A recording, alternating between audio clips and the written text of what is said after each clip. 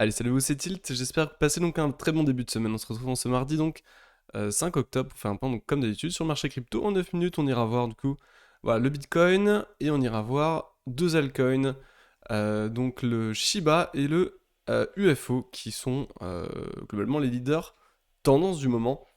Et je rappelle simplement, voilà, si vous avez certains soucis au niveau des éléments de langage qui pourront être utilisés au cours de cette vidéo, n'hésitez pas à checker du coup ce lexique de trading qui sera directement disponible au sein de la description. Vous trouverez aussi une documentation sur notre Google Drive où vous trouverez justement le lexique et vous trouverez d'autres choses, notamment voilà, les indicateurs que nous utilisons, un document sur la stratégie de trading, donc les notions élémentaires, etc. etc. Donc il y a plusieurs documents, je vous laisse fouiller ça.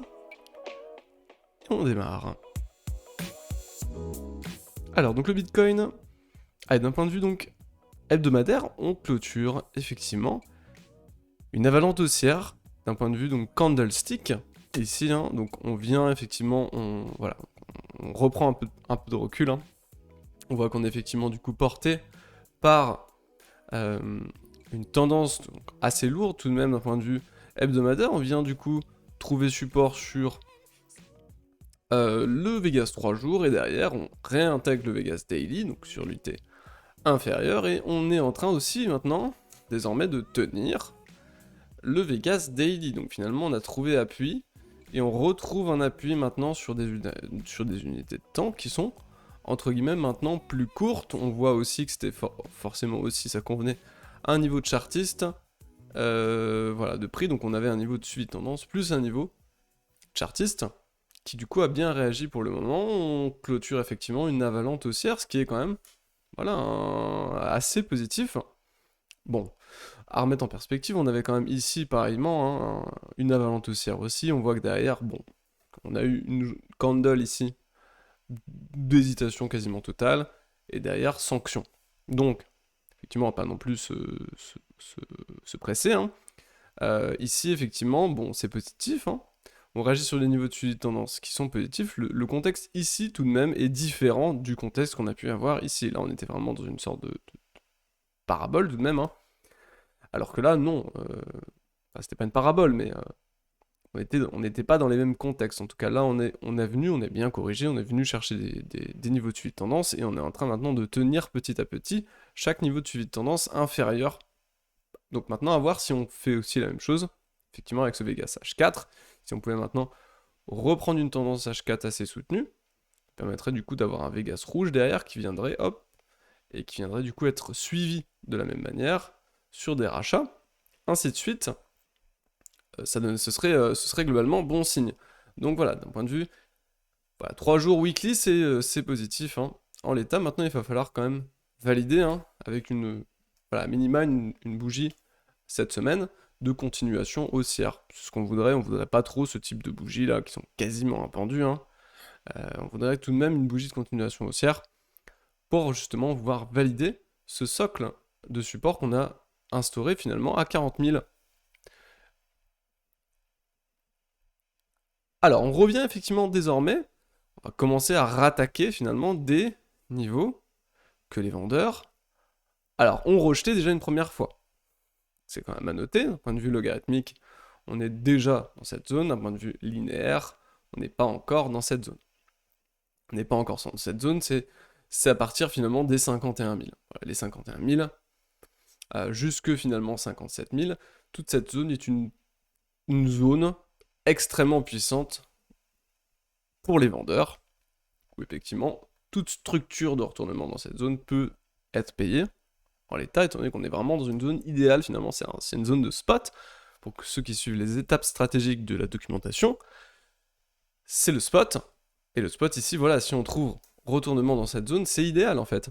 C'est idéal. Donc, finalement, pour moi, tant qu'on ne casse pas clairement le dernier niveau Fibo réel qui pourrait réentraîner derrière plus de baisse, ainsi que du coup ces hauts qui sont ici, parce que et ben pour moi, il n'y a pas grand chose.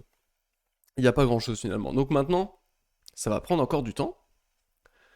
Mais effectivement, moi, pour avoir un vrai top départ, c'est vraiment ce niveau et cette cassure ici des 59 à 60 000 finalement.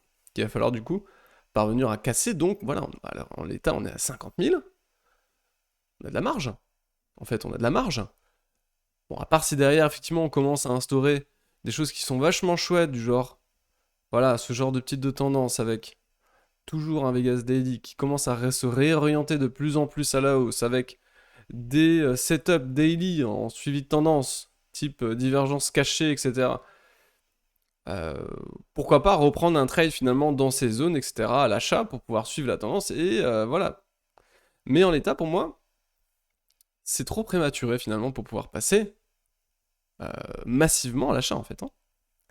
C'est bien trop prématuré. Voilà, donc c'est positif, hein. C'est bien. Il fallait tenir effectivement ces supports. Maintenant, il faut valider. Il faut valider. Et en termes de timing, ça par contre, j'en ai absolument aucune idée. Et d'ailleurs, personne n'en a aucune idée, pour vous rassurer. Hein. À part ceux qui vous feront croire qu'ils avaient une idée du timing, ce qui est totalement impossible. Hein. Donc voilà. Les fundings, par contre, c'est assez étrange. Hein. Ici, on était sur des fundings qui étaient assez positifs tout de même. Ces zones en H4, en tout cas, assez positifs. Hein. Suivi de cette hausse. Par contre, ici, voilà, depuis 2 candles H4, il y a des fundings qui repassent neutres. Alors, je sais pas c'est exactement ce qui s'est passé, une expiration, je sais pas trop. Je pense que ça doit être une expiration. Mais c'est assez bizarre. C'est assez bizarre. De ce point de vue-là, on a effectivement des fundings qui commencent à redevenir neutres, voire négatifs. C'est assez étrange, je pense qu'on pourrait potentiellement avoir un peu plus de hausse. Sur le Bitcoin, voilà. Donc le Bitcoin, effectivement, c'est positif. Maintenant, il va falloir valider. Et les vrais niveaux maintenant à casser, c'est plus haut. C'est plus haut. C'est pas ici. Même si on peut faire des gestions du risque, notamment ici, TP entre 47 et 51 000, ça j'en ai parlé, j'en ai reparlé. Les 40 000, pourquoi pas à l'achat, mais voilà. Pour moi, maintenant, c'est plus haut. Voilà, les validations, c'est simplement plus haut. Shiba. Shiba, du coup, est très très beau. Hein, très très beau le Shiba, finalement. Beau range. Pardon, j'arrive plus à tracer mes traits.